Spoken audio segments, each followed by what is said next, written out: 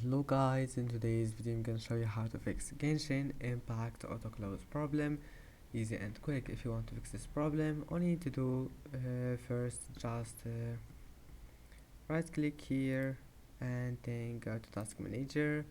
Now once you're here, all you need to do just click memory and then here we'll find applications that uses your memory like Google Chrome, and now just close all applications that you don't need. Right click on it and click end task, and after that just